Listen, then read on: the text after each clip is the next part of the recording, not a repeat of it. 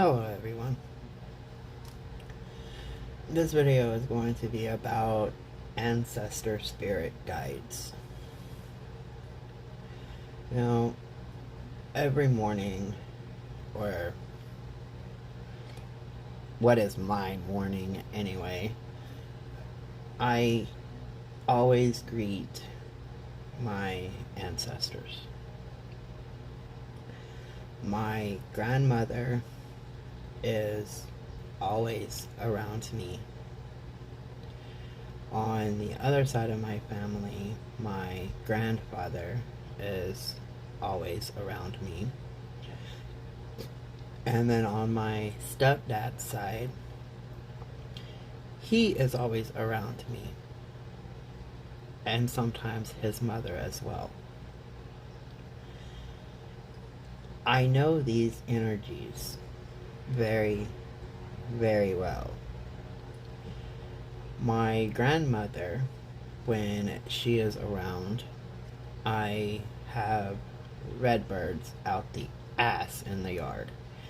And if I open my bedroom door, they come in to my room. A couple of years back, I was working at night and I come home at about, I want to say probably about 11:30, 11:50, something like that. And there was a cardinal flying around, dancing on my porch. Well, this is kind of a common thing for me to always see the cardinals, but not late at night when they're supposed to be in bed. You know, they're supposed to be nesting. The dogs were not barking when I pulled in. There was no strange animals out in the yard like usual. There was nothing that would have got that bird to leave its nest other than my grandmother's influence.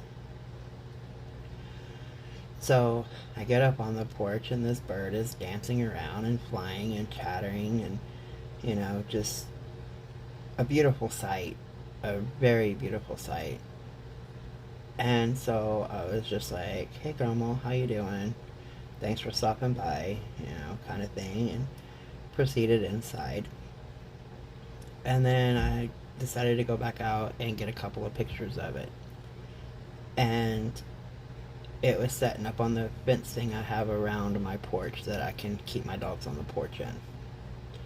It was just setting up there. So I took that picture. I'll post it on the community page as soon as I can come across that. It's been a while, but I still have it. Anyway, I didn't think too much about it being at night.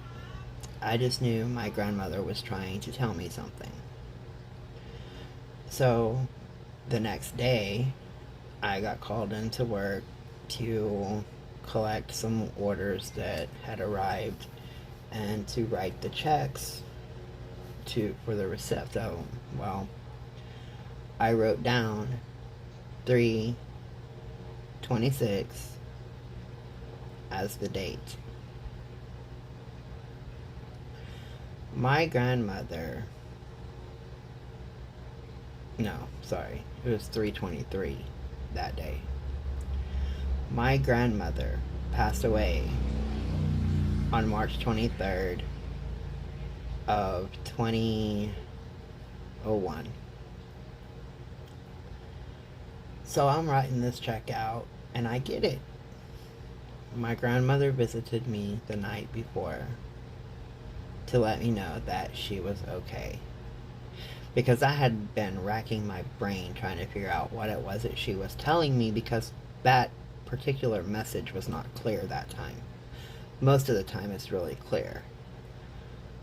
But as I wrote that check, I was just like, okay, she's just letting me know that she's okay. Well, that bird stayed right in the tree right there beside the porch for the full day of the 23rd, the 24th, the 25th, and on the 26th, at around 6 or 7 p.m., that bird flew off. She had died on the 23rd and was buried on the 26th.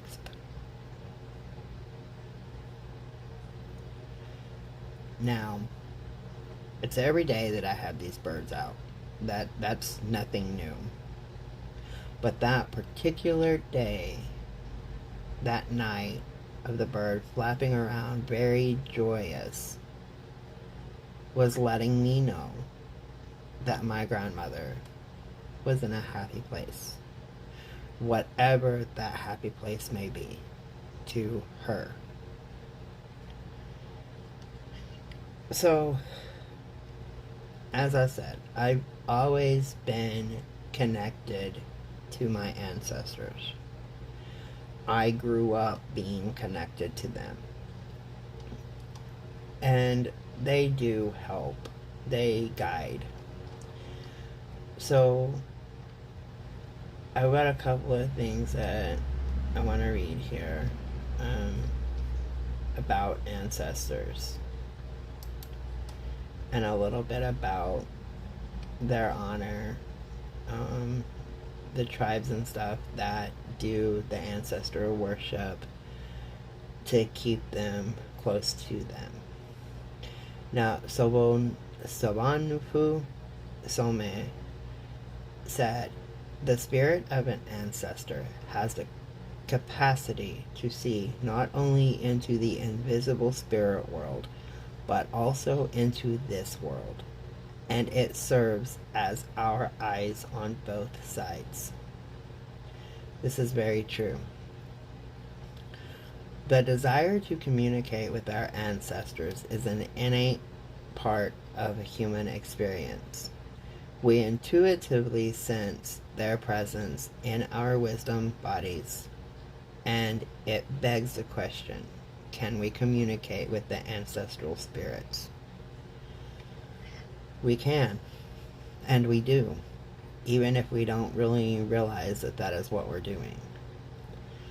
Through daily prayer, meditation, creation of art, music, food, and ceremony, the ancestor spirits can communicate, guide, protect, and heal the living. Ancestral communication has been an ancient practice in every wisdom tradition throughout time.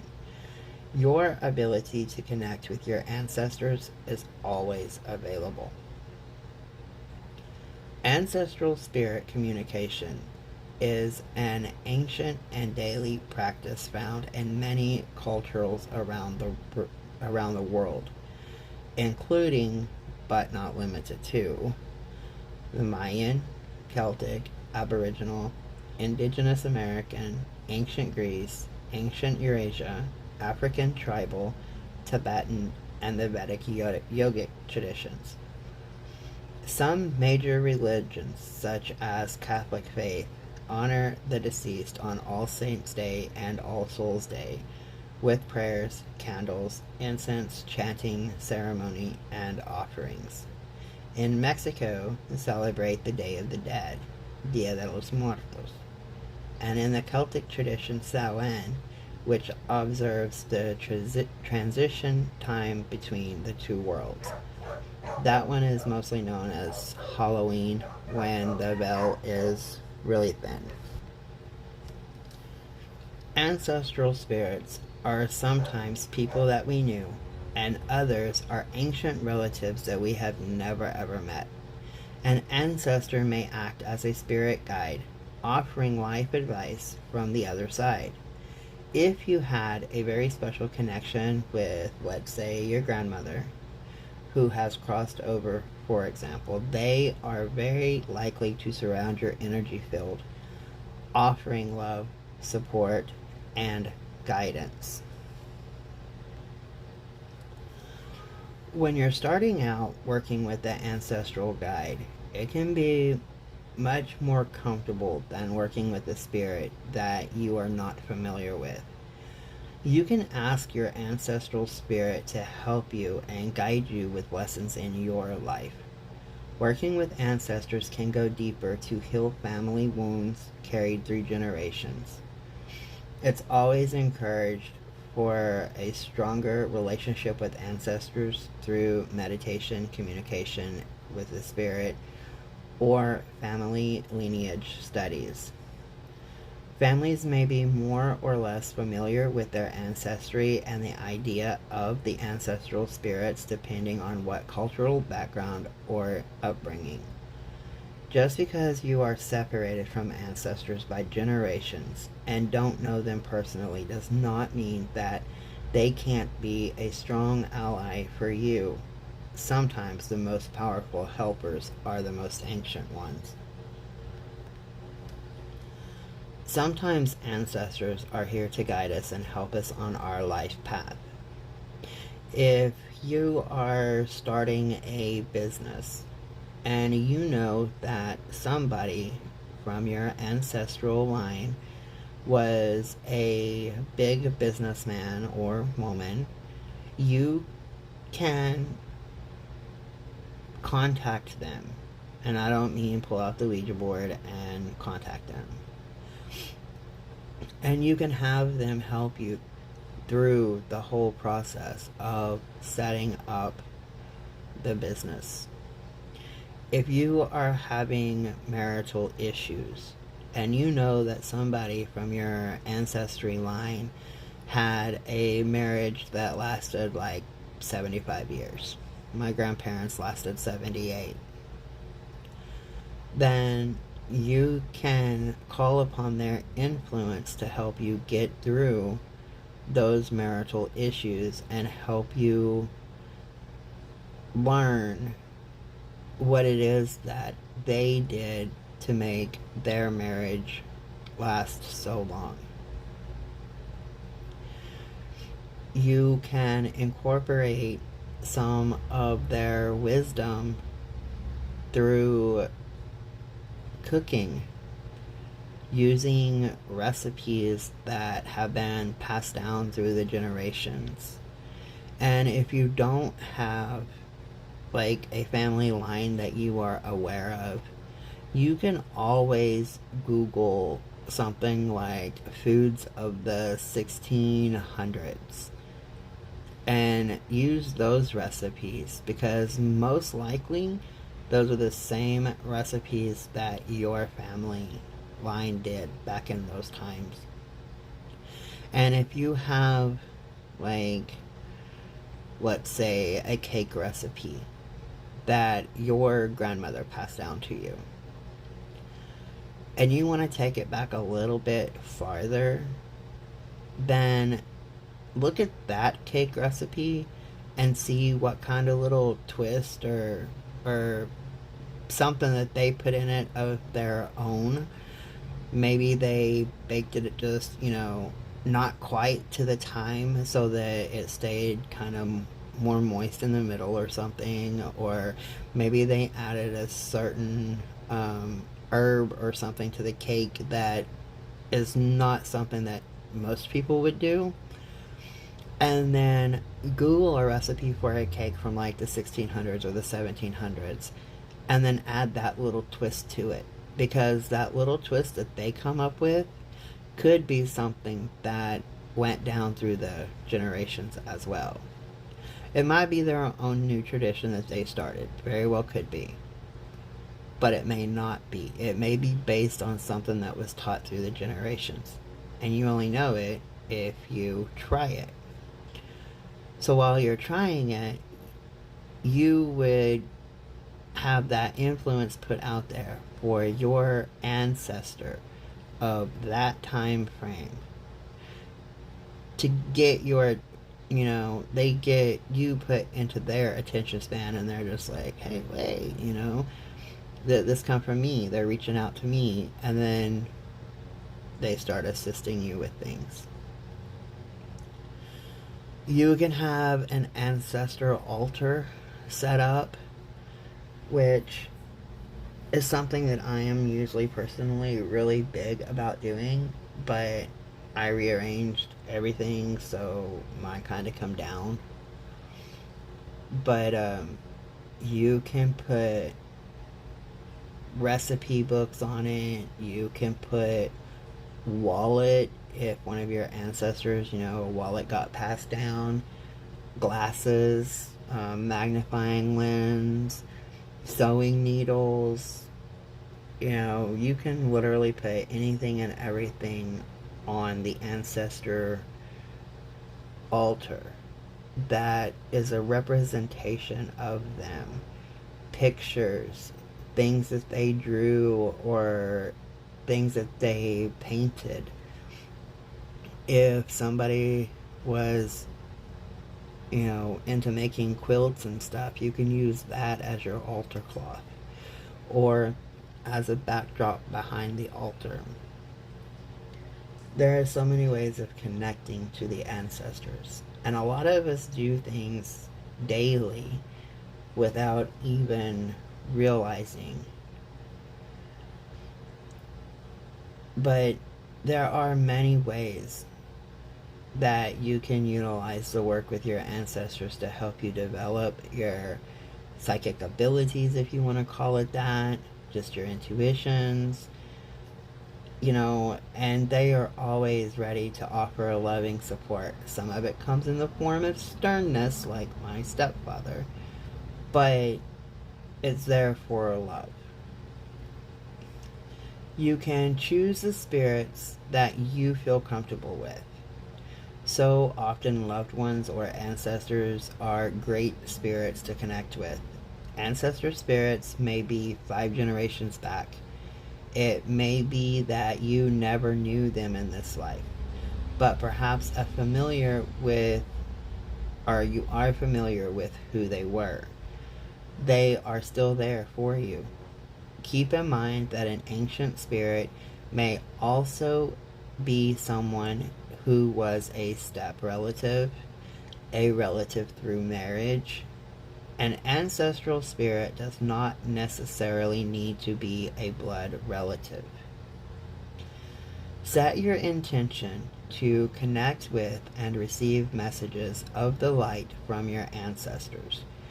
You may set the intention of connecting with a specific ancestor, or you may intend to connect with any of your ancestors to see who you most easily connect with. Ancestors may offer messages as feelings, visions, verbal communication, songs, thoughts, or ideas. Once you have connected, be prepared to ask 1 or 2 specific questions that you need the guidance on. Write down any information that you hear, feel, see, know, taste, or smell. Smell is really important too, because my grandmother, like around Christmas time, Thanksgiving, Easter, any of the holidays and stuff like that, no matter which house I am in, it always smells like apple pie. And that was her thing, apple pies. But the more that you connect with your ancestor spirits, the clearer and more detailed the communications will get over time. There is a couple of sayings that I hold on to. One of them is, walk like you have 3,000 ancestors walking behind you. And the other one is, respect your ancestors, for you're the result of 1,000 loves. Those 2 quotes about ancestors are very, very powerful. There is nobody more invested in your own well-being, your progress, your success, your happiness, than your own ancestral line. Honoring those who are already departed can be sometimes a frowned upon thing to do, but developing a relationship with your ancestry can be a life-changing journey that will make a difference in your life from very early on. There are some concerns people usually have about this. Like, what if I don't know who my ancestors are? What if I don't get along with them while they were alive? will my house be haunted if I set an ancestor altar up? Well, your ancestors will find you regardless of the situation. You are their own, and they move in a plane of existence that is not limited to our reach. No matter if you don't know much about the ancestors, or even if you were adopted, they will know who you are and they will come to you. If you are concerned about hanging out with the spirit of an ancestor you didn't get along with, you can specify that only well-intentioned ancestors are welcomed into your space. However, you can also have some faith that death has taught them a thing or two and shown them the bigger picture. And basically, no, your house will not get haunted. All you need to do to get started is a place in your home dedicated to your ancestors. This can be a little table, a shelf, a cabinet where you want to place pictures of your ancestors, belongings of them, or simply a candle that you will light in their memory. As you progress in your ancestor journey, so will your practice, and it will get more and more complex.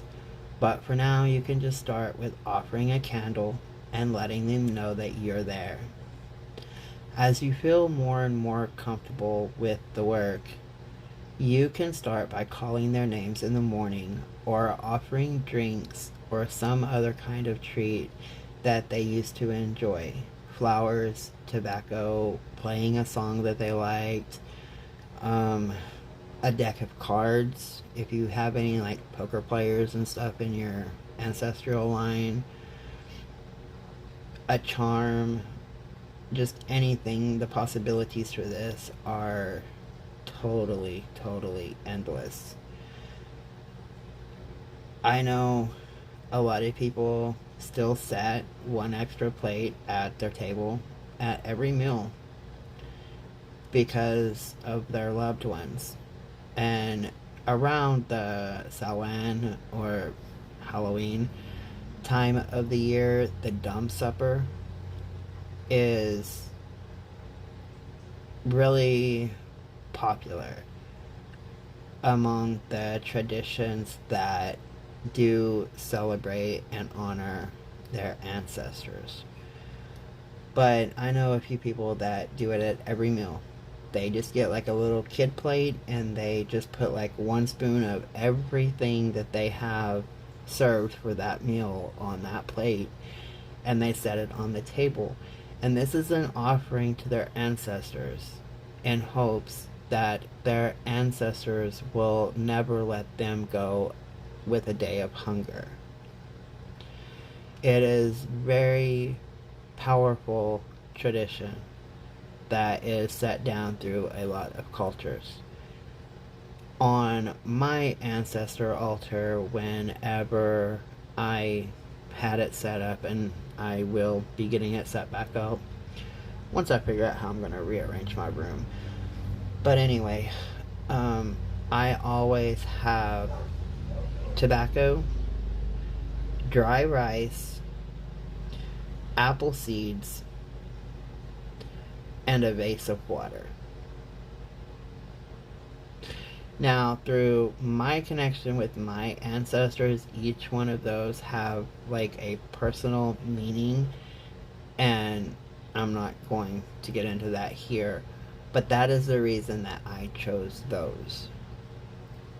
Everybody else, you can choose what you want to do. But if there's anybody that has any questions about working with the ancestors, drop them in the comments and I will either answer there, or if it's a question that needs a longer answer, then I can do another video specifically about that. I'm not exactly sure if this is going to have another video done about it. Otherwise, like the Cyvamp and the what was it? Oh, the animal guides. Those two, yeah, they'll have, or no. I'm backing myself up here. It's the Deja Vu and the other one that was going to have more done to it. Something like that. Oh my god. I have it wrote down. I promise. I'm not losing my mind yet anyway. But like I said, if anybody has any questions about working with the ancestors, then please feel free to ask, because I literally have like 40 years of working with ancestors. Like, it's just something that has always been a huge part of my life. Oh, have a good day, everybody.